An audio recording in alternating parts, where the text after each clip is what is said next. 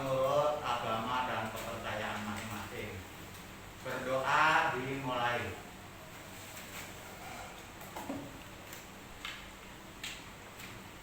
Berdoa selesai. Nah, aku sekalian pada pagi hari ini kita masih diberikan kesehatan, insya Allah.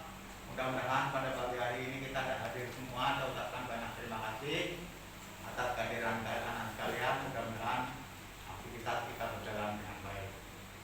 Materi seni budaya ini kita akan membahas tentang konsep, teknik, dan prosedur tentang tari tradisional daerah setempat. Jadi untuk mengarah ke sini itu maka kita ada beberapa macam judul yang akan kita bahas. Kemarin kita sudah membahas itu tentang sifat-sifat dasar seni, ya, sifat-sifat dasar seni. Maka kita akan melanjutkan yaitu tentang fungsi seni. Fungsi seni memiliki beberapa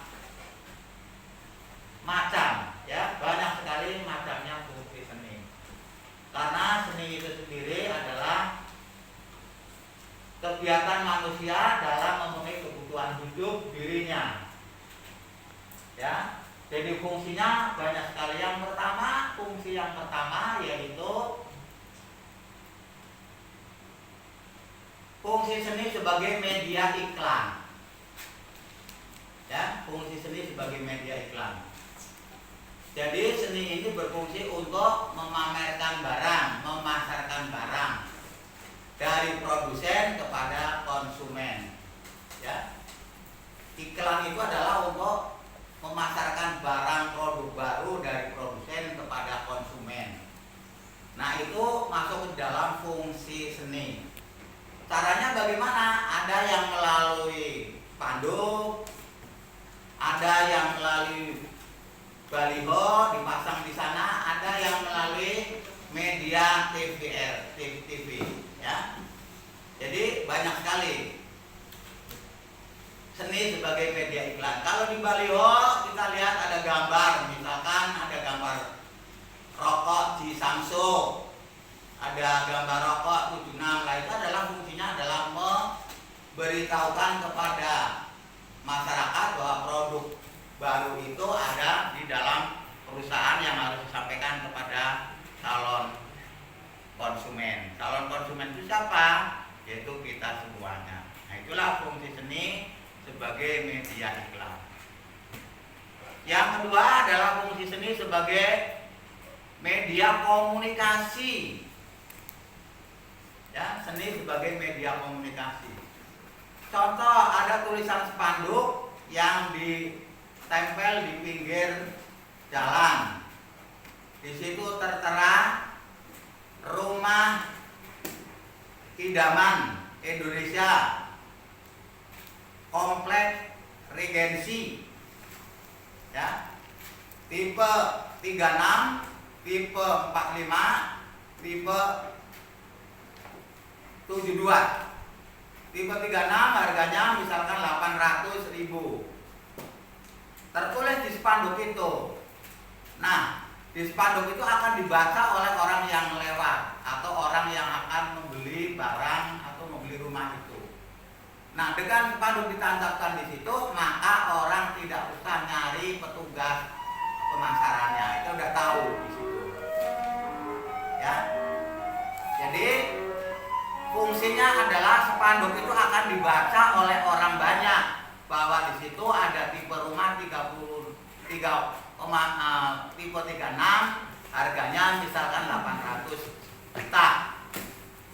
Kita nggak usah mencari pemasarannya, kita punya duit, kita hubungin, kita bisa beli. Nah, itu fungsi seni sebagai media komunikasi contohnya. Terus yang ketiga adalah fungsi seni sebagai media dakwah. Misalkan kita mengadakan maulid Nabi di sekolah atau di masjid-masjid agung. Sering kita lihat di layar televisi di TV One. Ada kegiatan pengajian. Sebelum Pak Ustadznya itu ceramah, ya, kita tampilkan dulu musik-musik rohani, musik-musik hadroh, musik-musik marawis. Ya, fungsinya untuk apa? Untuk mempersilahkan orang yang hadir biar duduk di tempat yang sudah disediakan oleh panitia.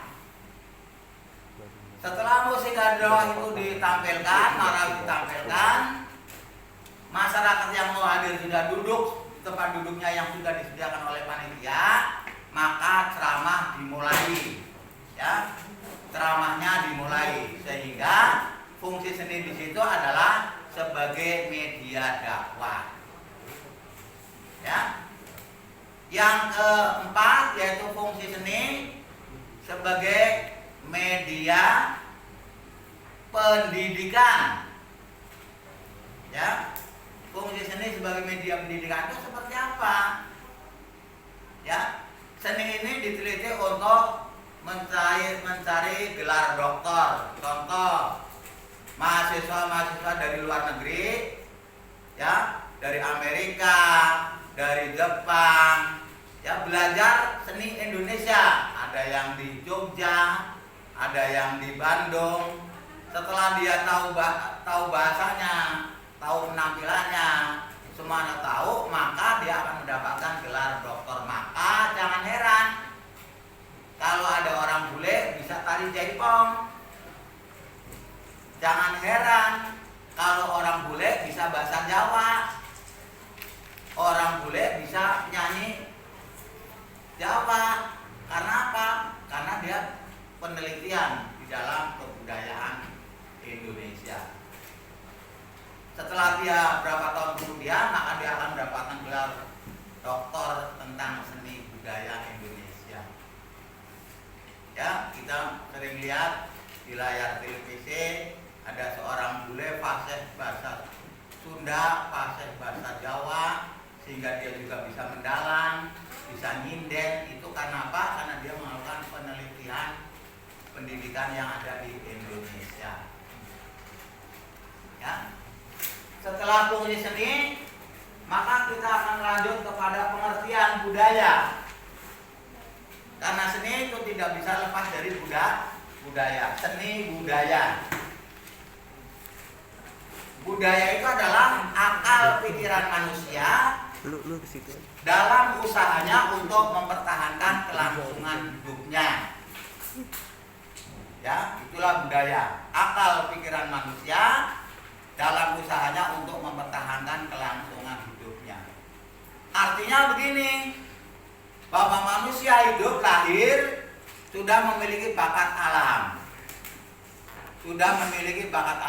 Lalu dia sekolah di bidang seni. Ya. Melalui pendidikan formal, di SD dia belajar seni, di SMP dia belajar seni, di SMA dia belajar seni, bahkan perguruan tingginya mengambil jurusan seni. Maka orang itu akan bisa berbudaya karena sudah kuliah, dapat pekerjaan, dapat duit untuk memenuhi kebutuhan hidup dirinya. Itulah budaya. Jadi akal pikiran manusia dalam usahanya untuk bertahan hidup. Ya, setelah lahir dia belajar terus dari TK, SD, SMP, SMA sampai perguruan tinggi, kuliah. Setelah kuliah baru bisa bekerja. Nah, bekerja itu bisa memenuhi kebutuhan hidup dirinya. Karena apa? Karena sudah mendapatkan salary, sudah mendapatkan gaji. Ya, nah itulah yang disebut dengan budaya. Terus unsur-unsur budaya. Unsur-unsur budaya yang pertama adalah unsur agama. Yang kedua bahasa. Yang ketiga adat istiadat. Yang keempat norma, dan yang kelima adalah seni. Ya. Agama sebagai unsur budaya yang pertama adalah untuk mengatur tatanan kehidupan bermasyarakat supaya masyarakatnya tidak serakah. Yang kedua bahasa. Bahasa sebagai alat komunikasi antara manusia satu dengan manusia yang lain. Untuk apa? Untuk mengembangkan bakatnya masing-masing. Jadi kalau kita bisa berbicara, berbahasa, maka kita akan menguasai.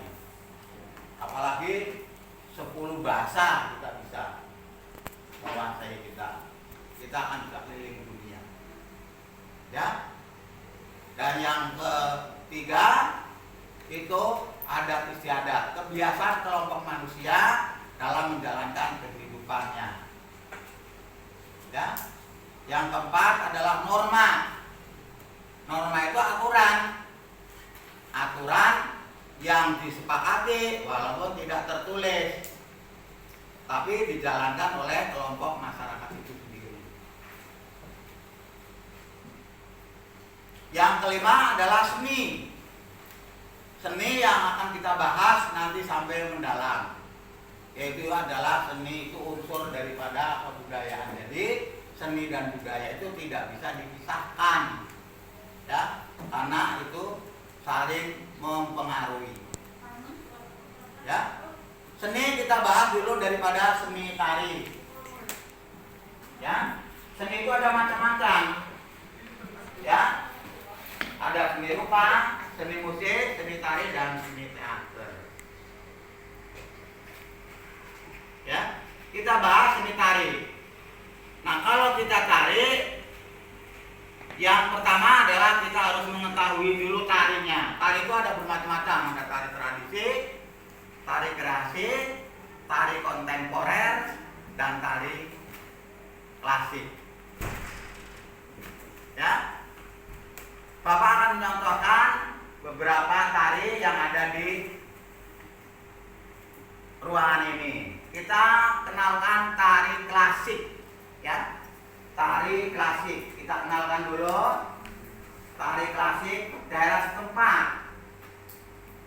Tari klasik daerah setempat, yaitu daerah kita adalah daerah Jawa Barat.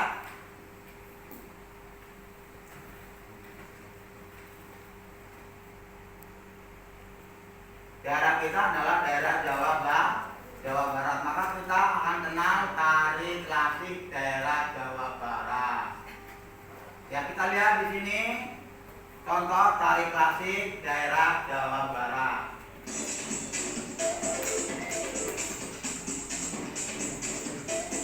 Kita ambil contoh dari UPI. UPI itu adalah Universitas Pendidikan Indonesia. Kenapa kita ngambil di situ? Karena itu berkaitan dengan pendidikan. Dan saya sendiri juga alumni dari situ. Ya, kita lihat tari klasik daerah setempat. Contoh tari klasik daerah setempat. Putri ya.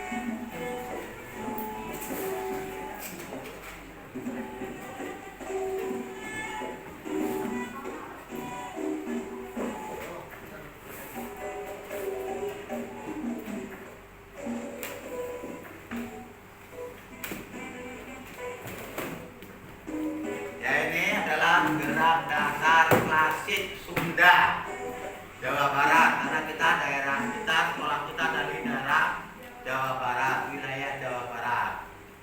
Jadi kita bahas dulu tentang Jawa Baratnya dulu. Ini adalah latihan tari dasar perempuan atau wanita.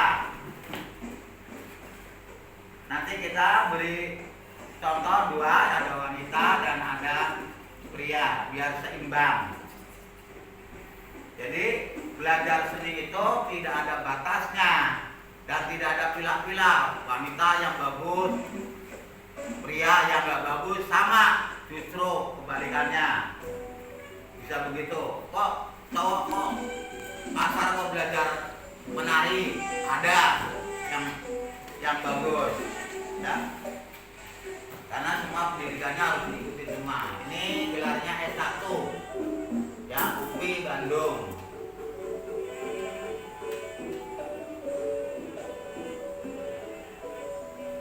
Ini hanya sekedar tari klasik putri. Kita tidak lanjutkan karena berhubung waktu yang sudah mendesak. Maka kita akan lihat contoh sekali lagi, yaitu gerak dasar klasik Sunda Putra.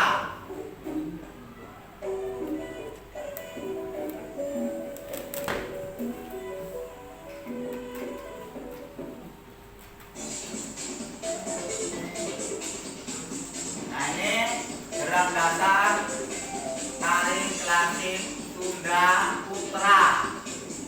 Itu Jawa Barat Putra. Sama diambilnya dari UPI. Karena di situ ada pendidikannya, ya. Termasuk Bapak juga alumni dari situ. Kita lihat, kita amati. Baru nih kamu nanti ada tugasnya, yaitu memberikan catatan atau memberikan komentar